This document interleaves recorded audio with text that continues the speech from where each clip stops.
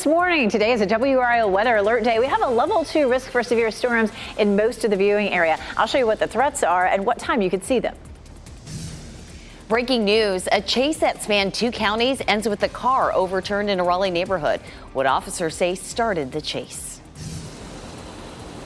The Wake County Sheriff's Office is looking to fill more than 80 job positions. Coming up, how you can secure your interview today. And Caitlin Clark's WNBA debut is in the books. The rookie took some time to get things going in her first game. The struggle during her first game with the Indiana Fever. We will detail that coming up. This is the pros now. Step it up a level. That was her first bucket there. I did watch that. That was the first points she scored as a pro. Yeah, it didn't happen in the first quarter. She had more fouls than points in the first quarter. We'll get into it. Welcome to your Wednesday. I'm Jeff Hogan. And I'm Renee Chu. We'll get things going here on this WRAL Weather Alert Day. New this morning, meteorologist Elizabeth Gardner in the WRAL Severe Weather Center to detail the level 2 risk and what's happening right now. So right now we're dry in our area, but there are a few showers that are down a little bit closer to Charlotte, down into South Carolina. Some of that may lift up into the area this morning, but we'll have a better chance of severe storms late afternoon and evening, the typical time when we tend to see thunderstorms. So we do have a warm front that's going to be lifting northward. Right now, that's where all the storms are, and as that lifts northward into our area, we could see a few showers this morning, but again, later this afternoon is when we would have the greatest threat. Again, it's a level 2 risk from the Triangle area southward. It does encompass most of the viewing area. Our northern counties are in that level 1 risk. So that level 2 risk is where we'll have the better chance of isolated tornadoes. And we did have a number of tornado warnings in our southern counties yesterday. We'll take a closer look at some of the storm reports from yesterday coming up. Let's roll through today. Notice here at 6 a.m. some of that light rain that's down in Charlotte right now starts to creep into our southern counties. Between now and lunchtime, it will be fairly quiet, maybe just an isolated shower or two. And then starting around 3 or 4, there may be a few cells that develop, but the cold front is still well to our west, and it's along that front that we'll have the better chance for severe storms. And notice that's going to be 9, 10, 11, maybe midnight before we start to see that roll through. Our biggest threats would be wind damage for it today. Some large hail up to an inch, and then potentially an isolated tornado. We did have this system produce some tornado warnings yesterday. Here's a live look at Goldsboro. We're cloudy this morning and mild. 62 degrees is our temperature. And then this afternoon, just like yesterday, we're going to stay cool. We were in the 60s for most of yesterday, but we will see potentially a bit more sunshine this afternoon, just a few peaks, and that could bring us up to nearly 80 degrees. With breaking news we're following this morning, a person is in custody after leading several law enforcement agencies on a chase through Wake County. This happened around 2 a.m. It ended with the car flipped on Rock Quarry Road. Nick Perlin joins us from the WRAL Breaking News Tracker with how this pursuit started. A police chase ended in this car you see right here behind me flipping over on the side of Rock Quarry Road near Ruby Drive in Raleigh. This happened at around 2 this morning. I do want to show you this video from the WRAL Breaking News Tracker. You're going to see this car overturned and badly damaged.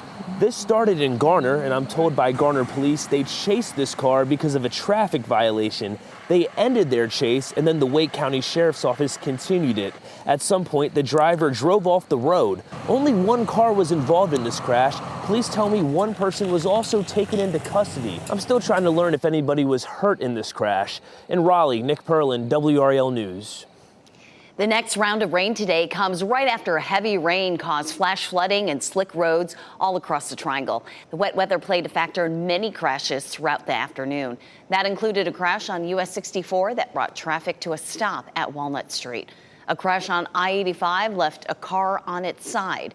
The driver is okay. Traffic was also backed up by a crash on Wade Avenue, and a driver shared this picture of a crash in Holly Springs. Today, you can interview for a job with the Wake County Sheriff's Office. A career fair is happening focused on detention officers and nurses. WRAL's Kelsey Coffey joins us live from the Wake County Detention Center. And Kelsey, it's a great opportunity for folks who are interested in a career in public safety. Jeff, it is, and we're just hours away from the start of that career fair here at the detention center. The Sheriff's Office is looking to fill more than 80 positions. They need 78 detention officers and 13 nurses. Sheriff Willie Rowe says they assess their staffing levels every 90 days. He says right now, current staff is working overtime to meet their demand. Well, this time we're offering bonuses.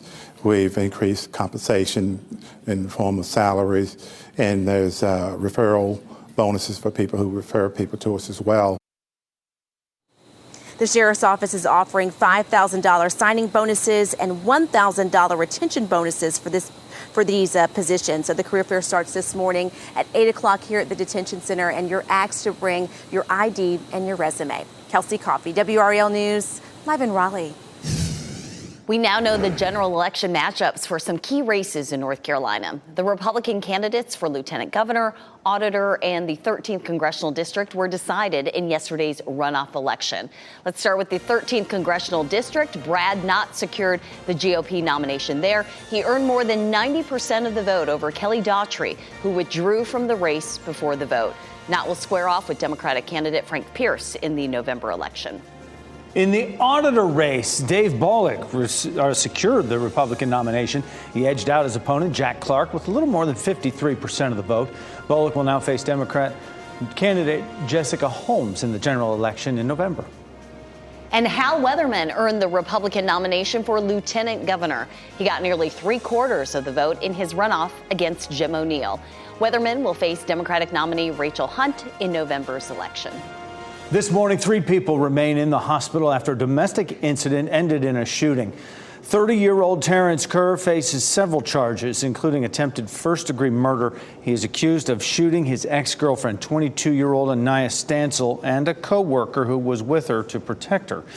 This happened at a home on Dry Point Lane in Cumberland County. Stansel's mother didn't want to be on camera. She told WRAL Kerr used his key to enter the home at 3:15 Tuesday morning.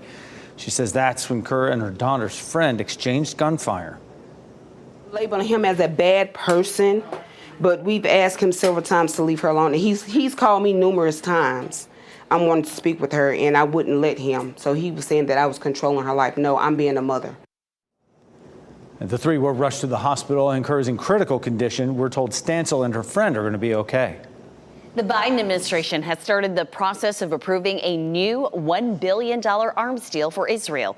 It's not clear how soon the weapons would be delivered. The package includes about $700 million for tank ammunition, $500 million in tactical vehicles, and $60 million in mortar rounds. The Biden administration recently paused the shipment of bombs to Israel, citing opposition to the weapons being used in the densely populated areas of Rafah. This morning, we'll get a better idea about where the economy stands in the battle against inflation. WRAL's Laura Levine joins us live from Cary. And Laura, experts think today's report will show inflation is still high. And good morning, Jeff. Economists believe that today's April Consumer Price Index report will show inflation stubbornly higher than where officials would like to see it. And that's largely thanks to the continued high gas prices we see here, $3.54 this morning in Cary, as well as the extended pressure on services. So while goods inflation has returned to pre-pandemic levels, that's from everything we buy, services inflation has remained high. That is in regards to things like medical care, as well as the hospitality industry. The April inflation report is forecast to show a 0.4 increase from the month before, the same reading in the March report. And with this outlook, the Fed is expected to keep interest rates high until late 2024 unless inflation sees renewed improvement. Economist Mike Walden says the slow progress against inflation and the still robust jobs market reflect how Fed rate hikes have been slow to filter through the economy. That's why mortgage rates have gone up, credit card rates have gone up. That was all designed to slow down consumer spending, which has not slowed down a lot. That's been one of the factors behind the stall, if you will, in reducing inflation. And we know this will also have a large impact on the stock market. We'll have to keep an eye on things when the report is released at 8:30 this morning. Laura Levine, WRAL News, live in Cary.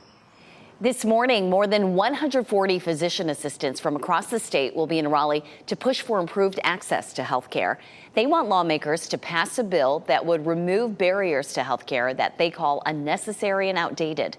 The bill would provide more options for in-person care and telehealth for people in North Carolina. The PAs will gather at 9 this morning over at the Legislative Building.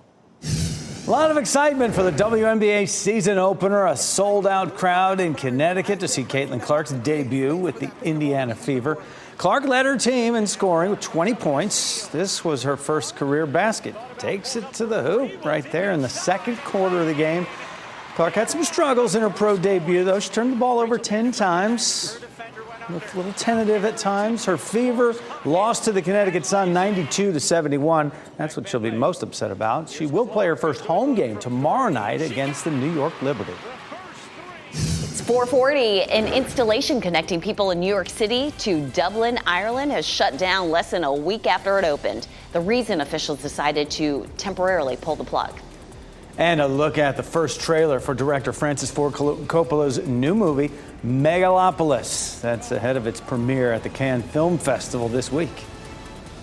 And this is a live look at Clinton, drying out this morning, but then more rain and possible severe storms coming later this afternoon. Today is the WRAL Weather Alert Day. Meteorologist Elizabeth Gardner will tell us which areas could see heavy rain and strong winds.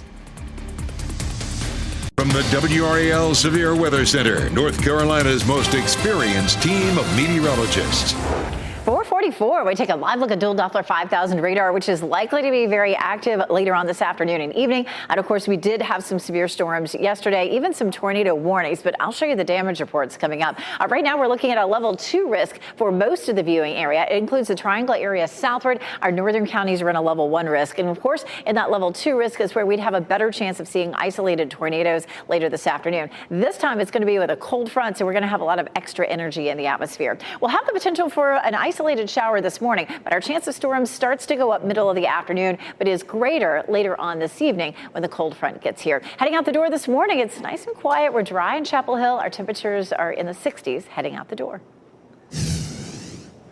Weather is already causing some issues this morning as Raleigh police are on the scene of a tree blocking a road at Millburney Road, and Nick Perlin just got to that scene in the WRAL Breaking News Tracker. Nick, what are you seeing? What can you tell us?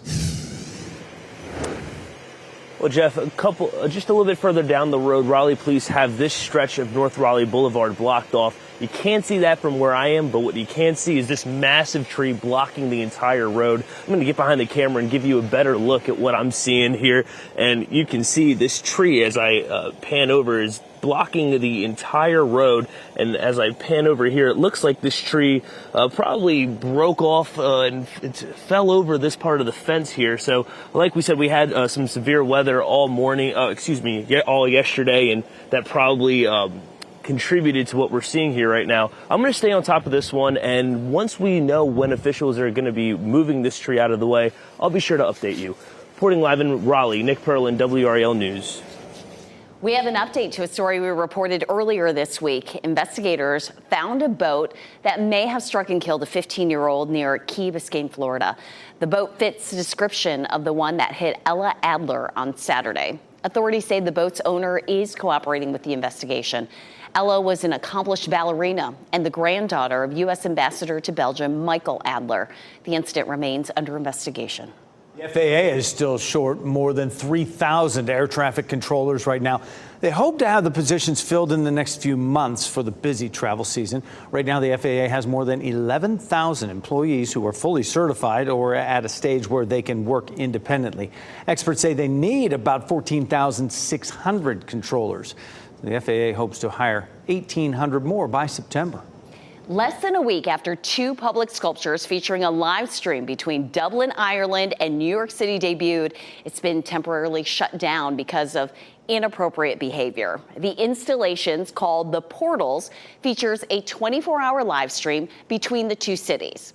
Recent social media videos have shown people flashing body parts to tourists in the other city. There are always people ruining the fun. The Dublin City Council says they're working to find solutions. That's why we can't have nice things sometimes. That's right.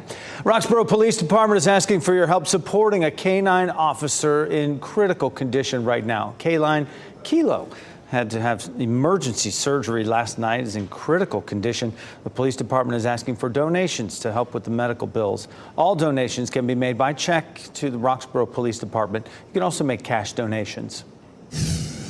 Good morning. I'm Chris Lovingood here in the WRAL Live Center. We were talking a little bit ago about the Consumer Price Index report that's slated out today, and I thought it'd be a good idea just to maybe look a little bit about where U.S. futures are now compared to where they could be after the opening bell and that report is released. You'll see the S&P 500 overnight, just 1 point change there. It's been kind of fluctuating over the last couple of minutes. Dow Jones up 5 points, with the NASDAQ down about 5.50. You see, again, the numbers changing there. Now, keep in mind the overnight action in the Dow futures and elsewhere doesn't necessarily translate into what we will see later later this morning after opening bell. But once that consumer price index report drops at 8:30, we'll look a little closer after 9 o'clock when the opening bell happens to see what sort of activity that traders are engaging in. Chris, thanks. The first flight of Boeing's Starliner into space is on hold again. The launch was supposed to happen Friday after a previous delay. Boeing now says engineers are pushing back the mission at least another week after workers found a small helium leak in the service module. The next possible launch would be next Tuesday. Boeing is trying to compete with SpaceX to provide space missions. What does artificial intelligence mean for the future of work and the economy? A summit is happening today in Durham, bringing government leaders, entrepreneurs, and investors together to talk about the effects of AI. Featured speakers include former CEO of Cisco, John Chambers, and North Carolina Secretary of Technology, Jim Weaver. It's happening at the Central Pine Regional Council offices from 3 to 6:30 this evening. Director Francis Ford Coppola is giving us the first look at his new movie, Megalopolis. Take a look.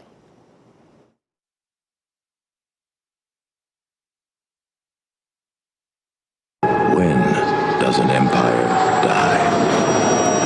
Does it collapse in one terrible moment? No. This first trailer comes ahead of its debut at the Cannes Film Festival on Friday. The synopsis says it's a Roman epic fable set in an imagined modern America in the city of New Rome. Adam Driver leads the all-star ensemble cast. Coppola first started writing the screenplay in 1983. He reportedly used his own money to pay for the $120 million project.